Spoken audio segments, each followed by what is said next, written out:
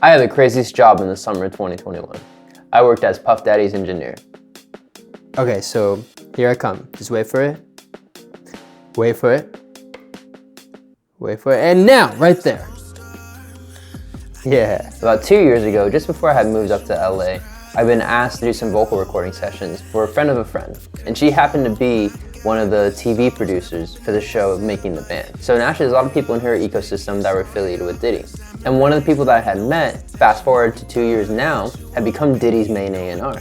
Now, it wasn't the first time that he had reached out to me to engineer some sessions for him, but the way R&B industry goes, the way hip hop usually moves, it's super last minute and super quick. So we weren't necessarily able to coordinate the first few rounds when I got asked to engineer. Finally, he came in, he's like, hey, we were renting out a space in Malibu. Tons of writers are coming in. We need an engineer and someone that can be consistent, reliable, and fast. Can you be there? And with the energy and the urgency, I was like, all right, I have to accept this. Made a few calls, canceled many of my sessions, moved some things around, and then I confirmed that it could take 2 weeks. Now, I had no idea that 2 weeks was about to turn into 3 months. On my first day there, I have a friend drive me to the house in Malibu, which is about an hour from where I live in Hollywood. We get to this home in an area what I find out is called County Line, which is basically the middle of nowhere in Malibu. It's the last point in LA County before you get an Oxnard and Ventura, right? There's no cell service, no Wi-Fi, just ocean. But it's beautiful, it's peaceful, it's secluded. It makes perfect sense for anyone wanting to have a creative retreat.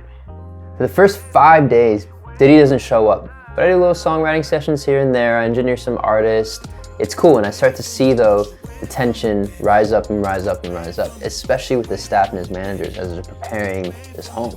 Tons of attention was going to every little bit in detail of how to set up this basically Malibu palace, with measuring the paintings to be in the right space, making sure that every room had enough bottles of De Leon and water bottles in the perfect ratios between water and alcohol. All these kinds of things that really required a high attention to detail and a lot of intensity. The more and more it's confirmed that Puff was going to come in the next day or two, the more I saw the staff's anxiety ramp up and make sure this place is perfect and pristine.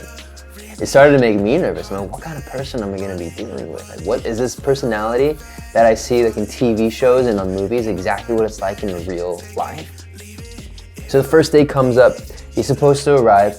I'm there overseeing a session, so I actually kind of get to relax and just make sure the producers and the other engineers are cool and doing what they need to be doing.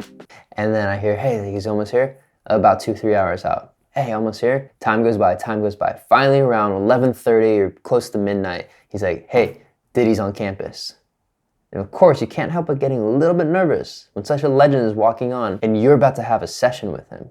I take a deep breath, exhale, and then emergency strikes. The head engineer is in here today, Brandon. You have to oversee all the sessions and you have to move everything from the upstairs studio to the downstairs studio. Side note, the home we were working from had 3 studios built inside of it. And there's 2 engineers, me and then the head engineer, who are managing these rooms. Okay, here we go. So I run down, unplug my laptop from the space I was in, put everything together, grab whatever it is I need, cables, cords, my interface, all that stuff, and then run down to that room, get it set up as quickly as possible. I'm doing my thing, I'm working, I'm plugging cables and everything, and then I notice it's kind of quiet. And then boom, bust through the door.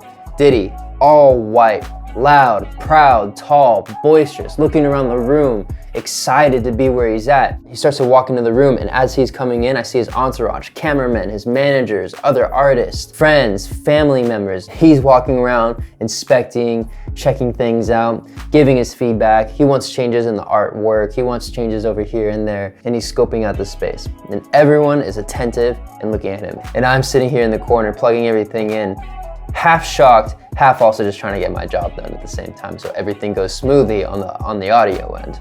He walks around, yeah. And then as quickly as he came in, he steps out. I had to pause. What just happened?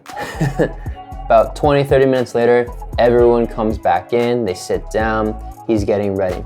He asks everyone to leave the room, and it's just me and him in this space. As I'm working, setting up a session, anticipating we might get to record today and opening up whatever tracks he wants to listen to, he asks me, hey, what's your name? Then I turn and I say, hey, I'm Brandon. Nice to meet you. Are you fast?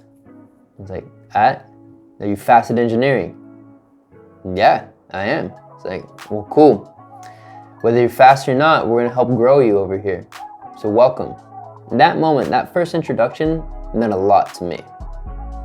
to have someone as iconic as Puff Daddy have a moment of a belief in someone's potential, someone's growth. That helped to kind of shape for me and realize why he excels and why he's at where he's at, is his ability to acknowledge potential and help push all of those around him to access that potential.